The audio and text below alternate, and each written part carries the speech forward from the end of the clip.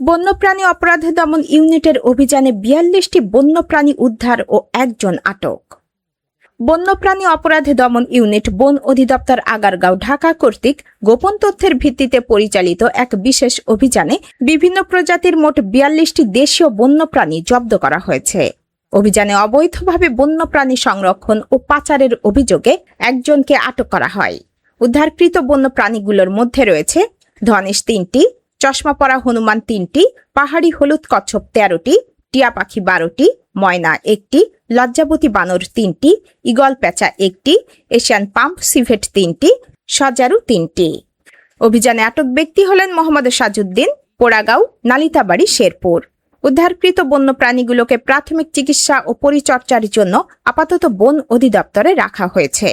পরবর্তীতে ঊর্ধ্বতন কর্তৃপক্ষের নির্দেশনা ও মতামতের ভিত্তিতে প্রাণীগুলোকে তাদের জন্য উপযুক্ত পরিবেশে স্থানান্তর করা হবে। প্রাথমিক তদন্তে জানা গেছে এই বন্যপ্রাণী পাচারের চক্রের সঙ্গে মোহাম্মদ হাদিস রহমান জড়িত রয়েছেন। তিনি ইতোমধ্যে কক্সবাজারের চকরিয়া বন বিভাগের অভিযানে গ্রেপ্তার হয়ে বর্তমানে জেল হেফাজতে আছে।